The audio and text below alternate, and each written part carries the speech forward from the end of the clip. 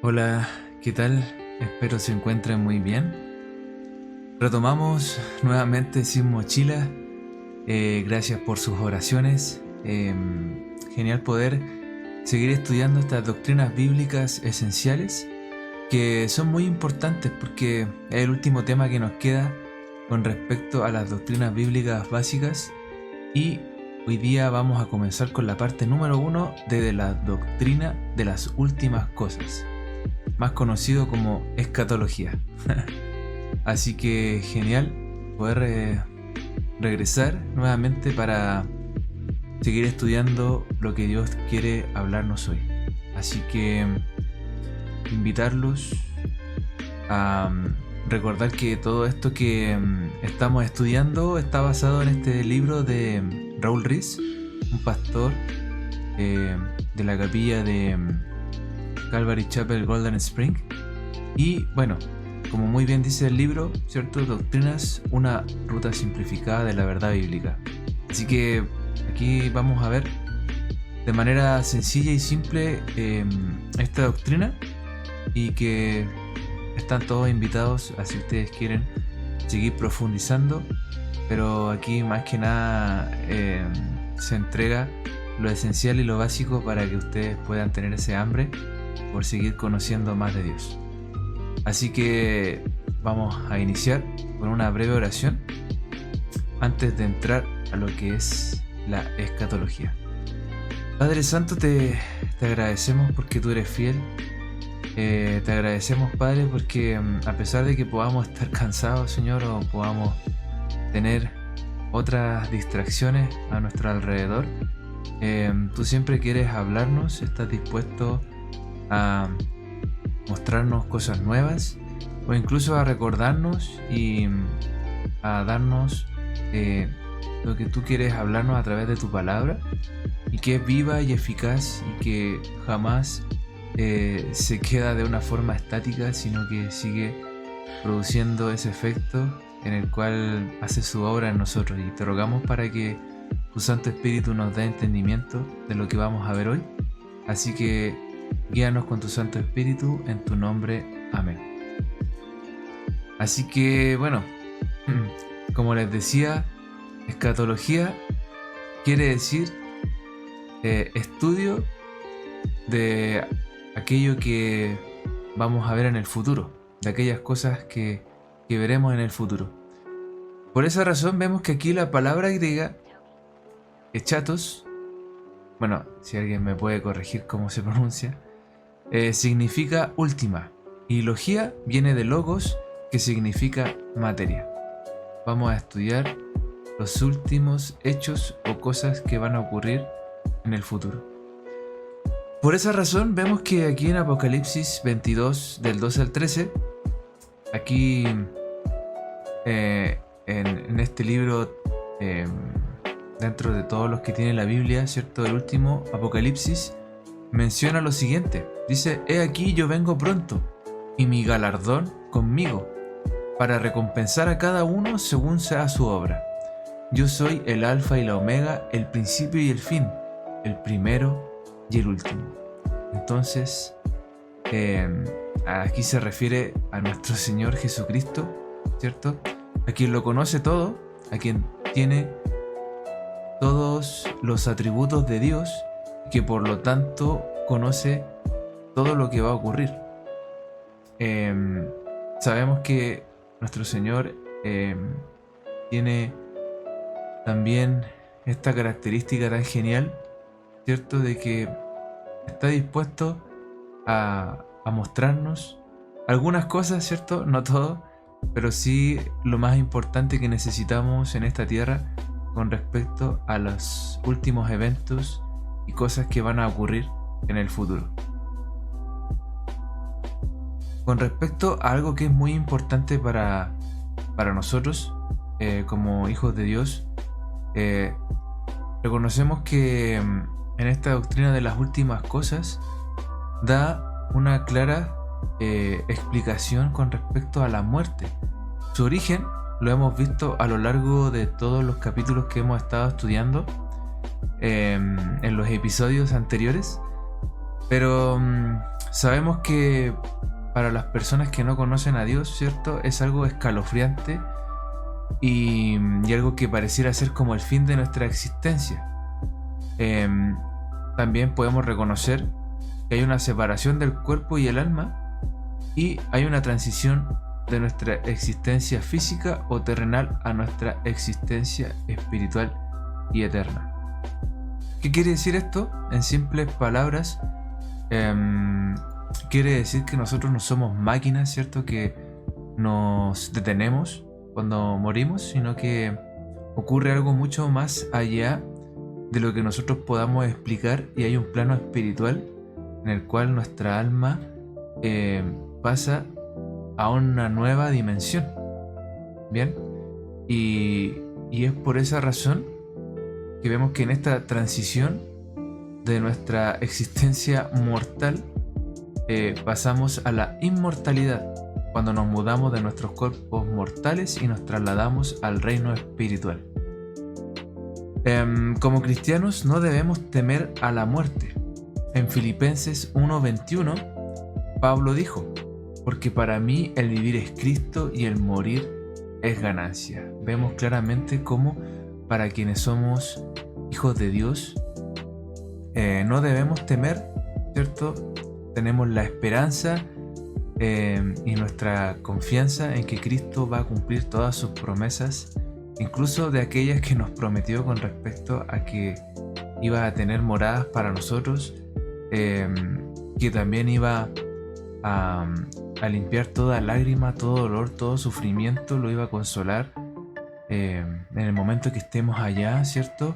Y que todo lo que luchamos en este mundo no es en vano, ¿cierto? Realmente vale la pena entregar nuestra vida a Cristo y seremos recompensados por nuestro Señor.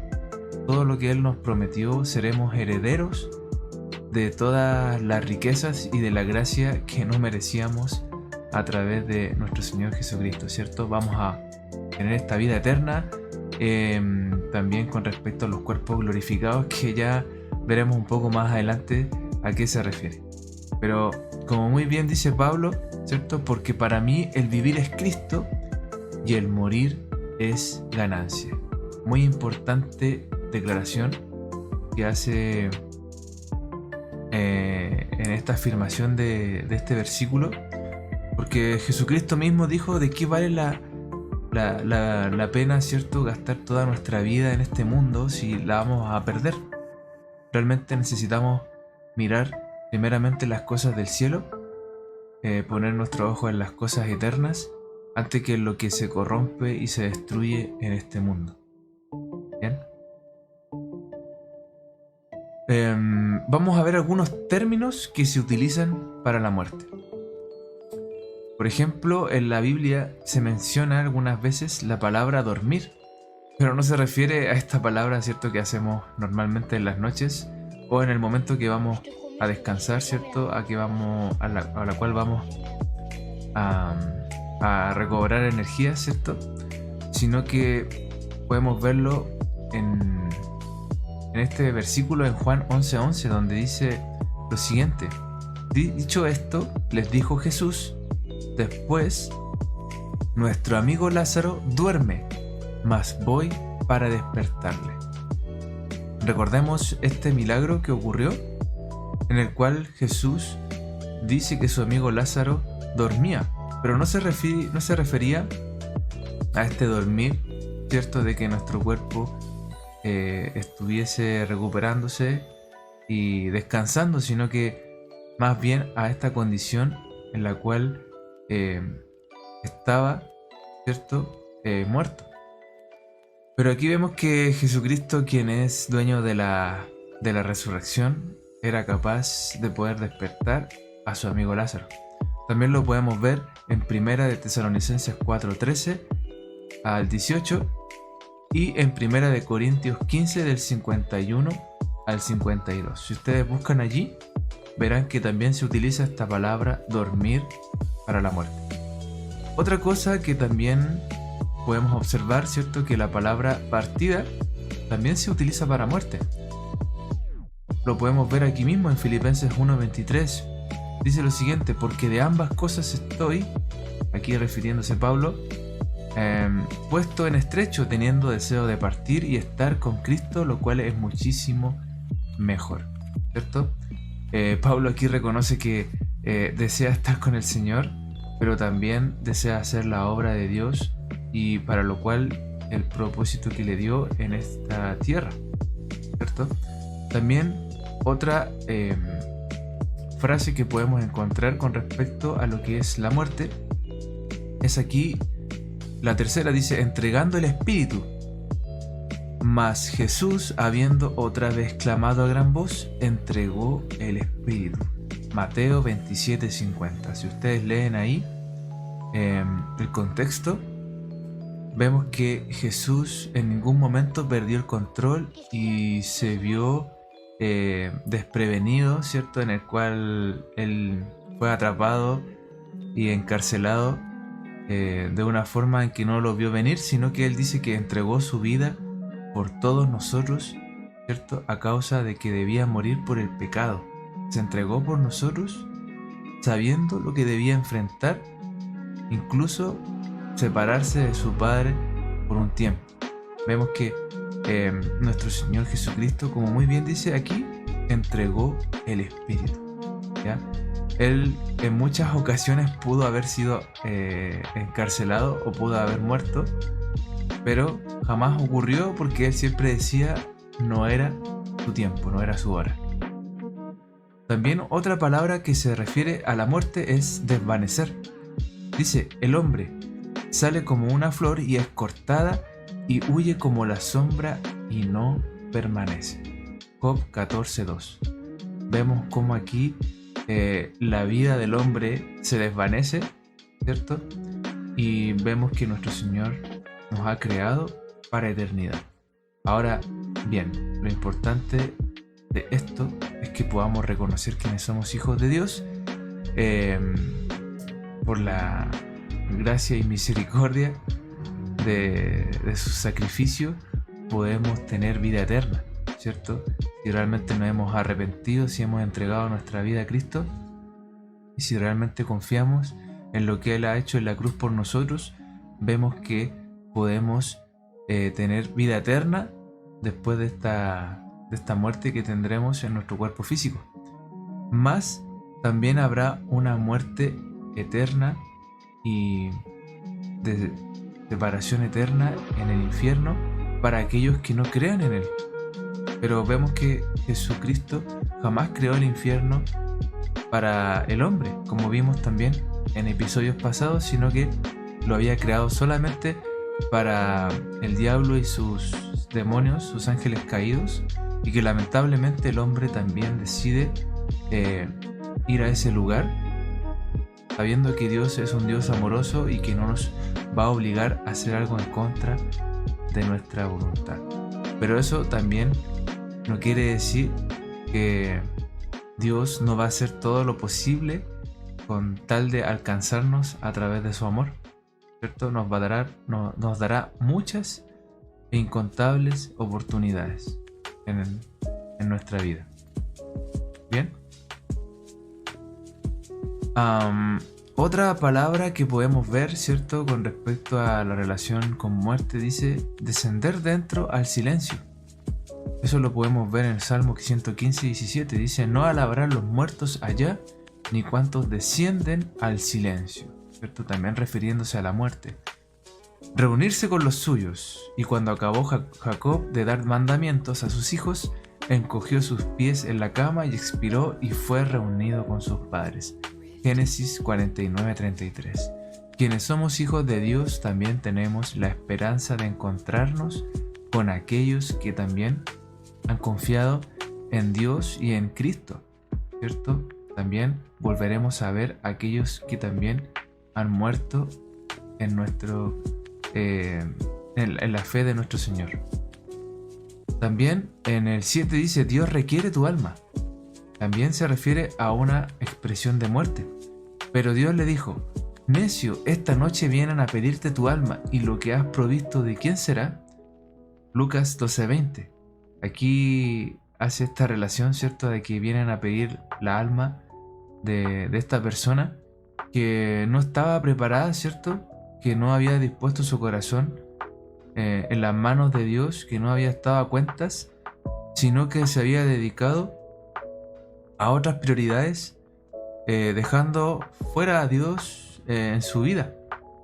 Y así también ocurre con aquellos que no conocen a Cristo y no desean conocerlo, ¿cierto? Se resisten al Espíritu Santo y no desean proveerse de este sacrificio perfecto que es a través de nuestro Señor Jesucristo, en el cual podemos recibir vida eterna. Volver al polvo dice lo siguiente. Aquí también esta relación con la muerte. Dios le dijo a Adán en Génesis 3:19: con el sudor de tu rostro comerás el pan hasta que vuelvas a la tierra, porque de ella fuiste tomado, pues polvo eres y al polvo volverás. Y es interesante ver que esto se cumple tal cual como lo dice Dios, porque los componentes que tiene nuestro cuerpo al momento de fallecer y pasar un buen tiempo y convertirse en esto que dice muy bien aquí, en polvo, ¿cierto? Al final volvemos en nuestro cuerpo físico a la tierra, ¿cierto? Al polvo. Pero sabemos que nuestro espíritu sale de nuestro cuerpo, ¿cierto? Y va a este plano espiritual. Por lo tanto, como vemos, ¿cierto? La muerte en el versículo anterior, hay una transición, ¿cierto? Con respecto al cuerpo físico, volviendo al polvo del cual fue hecho. Eso lo leímos en Génesis 2:7, mientras que el espíritu del creyente entra al cielo con Cristo. Lucas 23:43, 2 Corintios 5:1 y 8. Y el espíritu del incrédulo entra al infierno. Lucas 16, del 22 al 23. Para el creyente la muerte no tiene la última palabra, mientras que el pecado tiene su último efecto sobre el creyente. El aguijón de la muerte ha sido quitado. 1 Corintios 15, del 55 al 56. Por la muerte y la resurrección de Cristo se nos ha dado vida eterna, y la muerte no tiene poder sobre nosotros. Nuestros cuerpos terrenales perecerán y volverán al polvo, pero nosotros viviremos para siempre.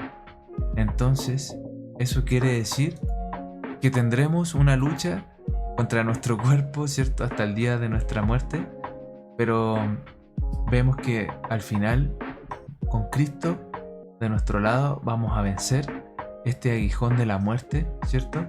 Y estaremos nuevamente con nuestro Señor, alabándole, ¿cierto? Dándole toda la gloria y la honra por lo que Él ha hecho por cada uno de nosotros. Entonces, aquí hay unas declaraciones muy importantes que hizo Jesús, ¿cierto? En Juan 11, del 25 al 26. Le dijo Jesús: yo soy la resurrección y la vida, el que cree en mí, aunque esté muerto, vivirá, y todo aquel que vive y cree en mí, no morirá eternamente. ¿Crees esto? Esta es una pregunta para aquellos que nos ven y que aún no tienen a Cristo en sus vidas, ¿ya? También en Filipenses 1:21 dice: recuerda las palabras de Pablo, porque para mí el vivir es Cristo y el morir es ganancia. Ese es el versículo que habíamos leído en la primera parte. Lo que quiere decir es que aunque este cuerpo terrenal muera, es mucho mejor porque estará con Cristo eternamente, y además que tendremos un cuerpo nuevo gracias a nuestro Señor Jesucristo. Entonces, ¿qué tema podemos observar aquí? La resurrección. La naturaleza de la resurrección. La verdad y realidad de la resurrección son respaldadas bíblicamente y enseñadas tanto en el Antiguo como en el Nuevo Testamento. No hay contradicción entre las dos, están en total acuerdo. En el Antiguo Testamento, Job, con todas sus dolencias, expresó cómo fue confortado por el conocimiento de la resurrección. Y esto lo vemos en Job 19, del 25 al 27, donde dice: yo sé que mi Redentor vive, y al fin se levantará sobre el polvo, y después de deshecha está mi piel, en mi carne he de ver a Dios, al cual veré por mí mismo, y mis ojos lo verán, y no otro, aunque mi corazón desfallece dentro de mí. Aquí vemos claramente la naturaleza de la resurrección que se hace evidente en la resurrección primeramente de nuestro Señor Jesucristo. Así como Él resucitó, también nosotros resucitaremos. Por lo tanto, en el Nuevo Testamento, Pablo escribió un capítulo completo a la iglesia de Corinto sobre la resurrección y enfatizó el poder, ¿cierto? En 1 Corintios 15, del 42 al 43. Así también es la resurrección de los muertos. Se siembra en corrupción, resucitará en incorrupción. Se siembra en deshonra, resucitará en gloria. Se siembra en debilidad, resucitará en poder. Pablo también enfatizó cómo Cristo, nuestro ejemplo en todas las cosas, fue la primera resurrección en un cuerpo glorificado. En 1 Corintios 15:20, mas ahora Cristo ha resucitado de los muertos, primicia de los que murieron. O sea, durmieron y es un hecho. Ha ocurrido, ¿cierto? Es un hecho histórico en el cual dividió la historia en dos.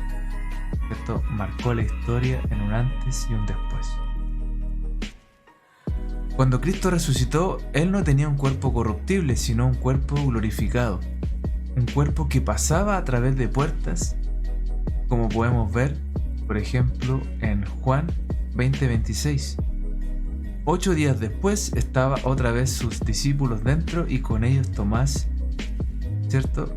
Y el conocido discípulo que tenía que ver para poder creer. Y vemos que aquí llegó Jesús estando las puertas cerradas y se puso en medio y les dijo: paz a ustedes. En el momento que Jesús había sido crucificado y puesto en esa tumba, los discípulos se habían escondido, habían huido y no sabían qué hacer, ¿cierto? Habían perdido toda esperanza, pero aquí Jesús se les aparece y dice: paz a ustedes. Genial cómo Dios puede traer paz en medio de la situación más difícil que tú puedas estar viviendo. Entrégale tu vida a Cristo y Él realmente va a hacer que tengas paz incluso en los tiempos difíciles, porque no por ser cristiano, ¿cierto?, vas a evitar el sufrimiento y el dolor, sino que las pruebas y las dificultades nos fortalecen y nos ayudan todas las cosas que vivimos para nuestro bien, ¿cierto? Todo tiene un propósito para quienes somos hijos de Dios. También vemos lo siguiente, que no porque Cristo haya resucitado, ¿cierto?, iba a ser una especie de espíritu en el cual ya ninguna persona lo iba a poder tocar o no se iba a poder acercar a nadie, sino que vemos que su cuerpo era sólido y se podía tocar. Lo podemos ver en Juan 20:27. Luego dijo a Tomás: pon aquí tu dedo y mira mis manos, y acerca tu mano y métela en mi costado, y no seas incrédulo sino creyente. Wow, fuerte declaración que le hace a Tomás, ¿cierto?, a este discípulo y este apóstol también que fue enviado por nuestro Señor. También nosotros, como Jesús, tendremos cuerpos glorificados, como les mencionaba hace un momento. En Filipenses 3, del 20 al 21 dice: mas nuestra ciudadanía está en los cielos, de donde también esperamos al Salvador, al Señor Jesucristo, el cual transformará el cuerpo de la humillación nuestra, para que sea semejante al cuerpo de la gloria suya, por el poder con el cual puede también sujetar a sí mismo todas las cosas. Genial, ¿o no? Vamos a tener cuerpos nuevos, ya no volveremos a enfermarnos como nos ha ocurrido en estos últimos tiempos, ¿cierto?, con este coronavirus, pero tenemos esta esperanza viva, y más allá de eso, que podremos estar eternamente con nuestro Señor Jesucristo, conociéndolo y alabándolo por la eternidad. Genial, ¿no? También podemos ver esto, dice: pese a que no podemos imaginar el cuerpo glorificado y la diferencia entre él y el cuerpo en que habitamos ahora, tenemos la seguridad de las Escrituras que es un cuerpo incorruptible, que ya no experimentará dolor ni sufrimiento. Y esto es realmente algo que reconforta y nos da esperanza, el no tener que pasar por enfermedades o por dolencias o por cosas que realmente nos afectan, ya sea de forma física, emocional o mental, ¿cierto? Y realmente todo lo que vivamos en este mundo va a ser pasajero, con la eternidad incomparable que nos espera para quienes somos hijos de Dios. En Apocalipsis 21:4 dice: una voz en alto en el cielo declaró: y Dios enjugará toda lágrima de sus ojos, no habrá más muerte, ni llanto, ni clamor, no habrá más dolor, porque las primeras cosas pasaron, ¿cierto? Más allá que podamos ponernos tristes por aquellas personas que quizás no quisieron recibir al Señor, vamos a ver incluso que todo el sufrimiento que pasamos aquí en la tierra, todo eso también será enjugado, toda lágrima, como dice aquí, y no habrá más muerte, ni llanto, ni clamor, ¿cierto? No habrá más dolor, porque las primeras cosas pasaron. Todo lo que vivamos en esta tierra, todo lo que tuvimos que sufrir y tener que pasar por este dolor, realmente no se compara a la eternidad que tendremos con Cristo. Él va a consolarnos de una forma que ni siquiera imaginamos. Ahora, a raíz de esto, podemos ver también el tema de la eternidad, ¿cierto? ¿Qué tiene que ver la eternidad aquí también con todo lo que estamos estudiando?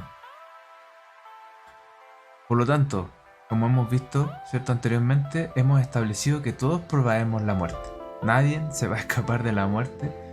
Solo nuestro Señor Jesucristo era el único que podía vencer la muerte. Todos moriremos y pasaremos de una existencia temporal a una eterna, pero no todos acogerán la vida eterna. El creyente acogerá la resurrección de vida eterna disfrutando de la presencia misma de Cristo, mientras que los incrédulos serán entregados a la resurrección de condenación, completamente separados del Señor en oscuridad eterna. Y muchos de los que duermen en el polvo de la tierra serán despertados, unos para vida eterna y otros para vergüenza y confusión perpetua. Esto aparece en Daniel 12:2. Entonces vemos que después de esta vida, la muerte solamente tiene dos caminos: o estar con Cristo en el cielo, o estar separados de Dios en el infierno. Y es por esa razón que Dios nos llama, ¿cierto?, a comunicar estas buenas noticias con aquellos que no lo conocen, ¿cierto?, para que puedan ser advertidos de no ir al infierno, ¿cierto? Jesucristo vino a esta tierra no para condenar al mundo, sino para ofrecer salvación. Pero esto también debe ser de una forma voluntaria y respetando el libre albedrío de cada persona. Toda persona debe tomar su decisión, ¿ya? Esto quiere decir que no porque estés en una iglesia, no porque tus padres sean cristianos, o por la razón que tú quieras encontrar externa, te vaya a salvar de la vida eterna en el infierno, sino que uno pasa a ser hijo de Dios solamente si realmente acepta a Cristo y se arrepiente de todos sus pecados, atribuyendo el sacrificio de Cristo como medio de salvación para cada persona, de forma individual, ¿ya? No es algo que se pueda ganar de otra forma, sino que es una relación personal, como la misma palabra enseña. Entonces, en la eternidad, después de la muerte, veremos que hay dos resurrecciones. La primera resurrección es la de los justos y la segunda de los injustos. Jesús habla de las dos resurrecciones. En Juan 5:29 dice: y los que hicieron lo bueno saldrán a resurrección de vida, mas los que hicieron lo malo a resurrección de condenación. Pablo también menciona que la resurrección de los justos e injustos aparece en Hechos 24:15, afirmando lo siguiente: teniendo esperanza en Dios, la cual ellos también abrigan, de que ha de haber resurrección de los muertos, así de justos como de injustos. Ahora, ¿quiere decir que debo ser una buena persona para poder estar en el cielo? Claro que no, ninguno de nosotros merece el cielo. Si realmente vemos el estándar que pide Dios para que podamos entrar en el cielo, es cumplir los 10 mandamientos. Y uno de los mandamientos que todos hemos roto, ¿cierto?, es el mentir.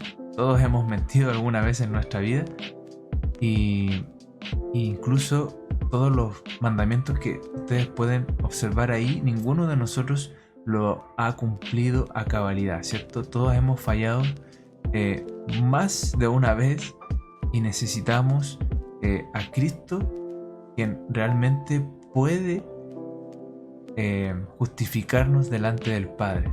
Como vimos también en episodios pasados, vimos cuál era la misión de Cristo en esta tierra, y es el único que puede realmente redimirnos de nuestros pecados. Lo necesitamos porque Él fue el único que pudo cumplir la ley, los 10 mandamientos, de una forma perfecta, intachable, y por esa razón vemos como cuando es bautizado por Juan el Bautista, se escucha claramente lo que comenta la Escritura, ¿cierto? De que el Padre dice que en Él se complace, ¿cierto?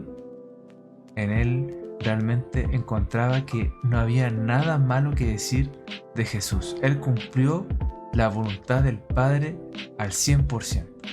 Y por esa razón, por medio del sacrificio de Cristo, que es perfecto, podemos, por medio de la fe, atribuirnos, ¿cierto?, la salvación a través de su sacrificio. Por eso lo necesitamos. Nadie es bueno, nadie merece el cielo. Solamente por nuestra fe en Cristo, Dios nos ve justos a través de lo que Cristo hizo en la cruz. Bien. Ahora, la primera resurrección es la de los justos, más conocida como la primera resurrección. Eso lo vemos en Apocalipsis 26. Hay 3 momentos o eventos en la resurrección de los justos. El primer evento ocurrió cuando Cristo murió y descendió a las partes más bajas de la tierra, Hades o infierno, y liberó a los justos que estaban en el seno de Abraham, trayéndolos al cielo con él. Eso aparece en Efesios 4 del 8 al 10. Por lo cual dice: subiendo a lo alto, llevó cautiva la cautividad y dio dones a los hombres. Y eso de que subió, ¿qué es? Sino que también había descendido primero a las partes más bajas de la tierra. El que descendió es el mismo que también subió por encima de todos los cielos para llenarlo todo. Entonces aquí se cumple una de las misiones que también tenía Cristo, que era descender al seno de Abraham y traer al cielo a aquellos que también habían creído en el Antiguo Testamento. Bien. El segundo evento ocurrirá en el rapto de la iglesia. Los creyentes que ya han muerto resucitarán primero con Cristo, y luego los creyentes vivos serán arrebatados con Él. Nosotros esperamos que la iglesia sea sacada de este mundo, ¿cierto?, de la forma que se menciona aquí en 1 de Tesalonicenses 4, del 16 al 17. Porque el Señor mismo, con voz de mando, con voz de arcángel y con trompeta de Dios, descenderá del cielo, y los muertos en Cristo resucitarán primero. Luego nosotros, los que vivimos, los que hayamos quedado, seremos arrebatados juntamente con ellos en las nubes para recibir al Señor en el aire, y así estaremos siempre con el Señor. Genial. Tenemos esta esperanza también a aquellos cristianos que vivimos en estos últimos tiempos, y también esperamos el rapto de la iglesia. El tercer evento también tomará lugar al final de la gran tribulación, ¿cierto? Viene el rapto de la iglesia, viene la tribulación, no sabemos en qué momento después del rapto, y también ocurrirá este tercer evento, ¿cierto?, cuando los santos de la tribulación serán resucitados. y reinarán con Cristo por 1000 años en el reino del milenio. Esto en Apocalipsis 24. Dice, y vi tronos y se sentaron sobre ellos los que recibieron facultad de juzgar, y vi las almas de los decapitados por causa del testimonio de Jesús y por la palabra de Dios, los que no habían adorado a la bestia ni a su imagen, y que no recibieron la marca en sus frentes ni en sus manos, y vivieron y reinaron con Cristo 1000 años. Además de aquellos que ya habremos partido a la presencia del Señor antes de la gran tribulación, vemos que también aquellos que murieron en ese tiempo tan difícil, ¿cierto? Aquellos que hayan creído en el testimonio de Jesús y por la palabra de Dios, ¿cierto? También van a recibir esta resurrección para estar en el milenio que tendremos aquellos que hemos confiado en Cristo. Ahora, vemos también la otra parte, la otra cara, ¿cierto? La segunda resurrección de los injustos. Y aquí se refiere a la segunda resurrección, cuando ustedes la ven en Apocalipsis, ¿cierto? Con respecto a los incrédulos, que no serán resucitados con la iglesia a la venida de Jesús en el rapto. Ellos serán resucitados después del reino del milenio, 1000 años de Cristo, pero los otros muertos no volvieron a vivir hasta que se cumplieron 1000 años, y eso aparece justamente en Apocalipsis 25. A esto se le conoce como la segunda resurrección, la resurrección de los injustos, en Apocalipsis 20 del 12 al 13. Entonces, aquellos que no crean en Cristo en estos tiempos ni en la tribulación serán resucitados después del reino del milenio. El destino de los justos. Jesús mismo describió el cielo como el paraíso cuando le habló al malhechor en la cruz, ¿ya? Y esto lo vemos en Lucas 23:43. Entonces Jesús le dijo, de cierto te digo que hoy estarás conmigo en el paraíso. Vemos que ese ladrón que estaba al lado de Jesús estaba reprendiendo al otro ladrón que se burlaba de Jesús y decía, ¿cómo no tienes vergüenza, ¿cierto? No te compadeces de que realmente ellos sí merecían el castigo por el cual estaban en la cruz, pero que Cristo no lo merecía, porque Él no había hecho nada malo, ¿cierto? Como para haber estado en nuestro lugar. Y así también ocurre el día de hoy. Vemos que nosotros podemos recibir incluso el regalo de la vida eterna en nuestros últimos momentos, pero Jesús va a tomarse todo el tiempo para darnos una y otra oportunidad hasta que podamos recibir este regalo tan grandioso como es la salvación. Y aquí le promete justamente al malhechor que estaba a su lado de que realmente iba a estar con él en el paraíso, ¿cierto? Ese hombre se había arrepentido, realmente reconocía su condición de pecador y que Jesucristo no debía estar ahí. Y incluso también le dice que se acordara de él, ¿cierto? Que también lo tuviera en cuenta para que estuviera en el paraíso, y Jesús toma en cuenta esa declaración, ve la fe de este hombre en él y por lo tanto cumple su promesa. Así también con cada uno de nosotros. Jesucristo también nos asegura en este versículo que tras nuestra muerte iremos de inmediato a la presencia de Dios. Así como Pablo nos dice en 2 Corintios 5:8, pero confiamos y más quisiéramos estar ausentes del cuerpo y presentes al Señor. ¿Y dónde está el Señor? En el cielo. Pero Esteban, lleno del Espíritu Santo, puesto los ojos en el cielo, vio la gloria de Dios y a Jesús que estaba a la diestra de Dios. Hechos 7:55. Entonces, aquí la palabra original para cielo significa alto o elevado, o lo que está por encima, lo cual señala dónde está localizado el cielo. Bien, ahí vemos la indicación de dónde está ubicado el cielo. Anteriormente vimos cómo Jesús nos promete que en el cielo no habrá más dolor, sufrimiento o lágrimas, porque Dios hará todas las cosas nuevas. Eso lo leímos hace un momento en Apocalipsis 21:4. En el libro de Apocalipsis tiene muchas descripciones del cielo. Ustedes pueden ver ahí, por ejemplo, en el trono, en Apocalipsis 4:2, parte B3, ¿cierto? Y aquí un trono establecido en el cielo y en el trono uno sentado. Y el aspecto del que estaba sentado era semejante a piedra de jaspe y de cornalina, y había alrededor del trono un arco iris semejante en aspecto a la esmeralda. Jesús en el trono en Apocalipsis 5 del 2 al 7 y la adoración de los ángeles a Dios en Apocalipsis 5 del 8 al 14. Por lo tanto, ¿cuál es el destino para aquellos que hemos creído en Cristo? Lo podemos ver aquí, dice: después del juicio final, en el juicio del gran trono blanco, habrá un cielo nuevo y una tierra nueva, ya que el cielo y la tierra actuales son destruidos por fuego. Eso aparece en Apocalipsis 21:1 y 2 de Pedro 3:10 al 13. También es descrita la nueva Jerusalén, la morada final que Cristo ha preparado para nosotros, en la cual tenemos comunión íntima y personal con Él por toda la eternidad. Apocalipsis 21. El punto principal es que el cielo es el lugar donde viviremos en la presencia inmediata de Dios eternamente. Por lo tanto, en esta primera parte, como conclusión, es importante recordar esto para cada uno de los que nos ven, ¿cierto?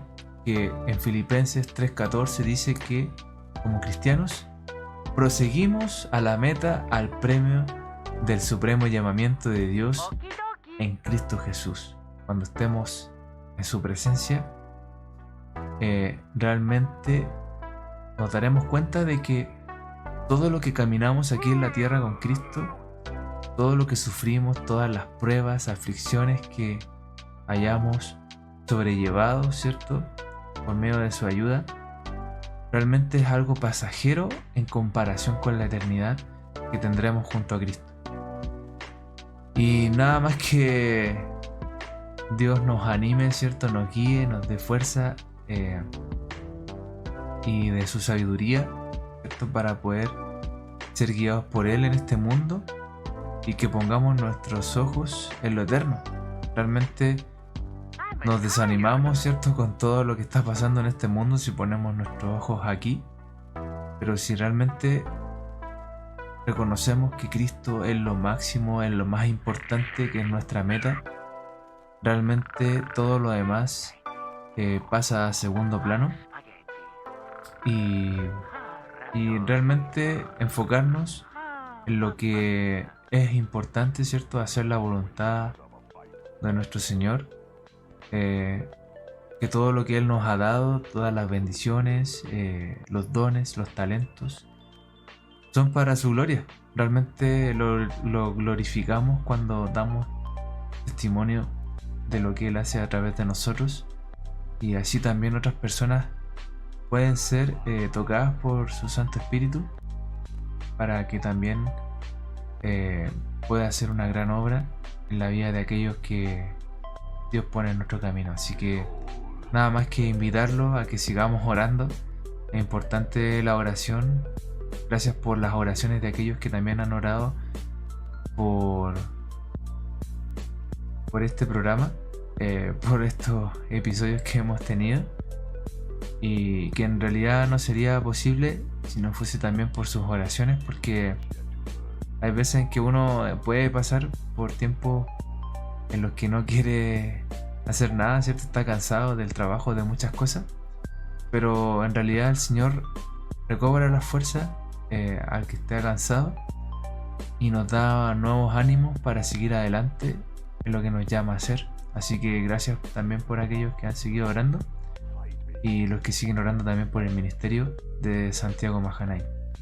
Así que eso, gracias por todo lo que hacen a través de estas oraciones, y que Dios los guíe, los bendiga por medio de la palabra que hemos compartido hoy. Y nada, pues que tengan un buen tiempo, que Dios los guarde y nos vemos en un próximo capítulo. Así que cuídense, que estén muy bien y cuídense. Un abrazo y Dios los bendiga mucho. Chao.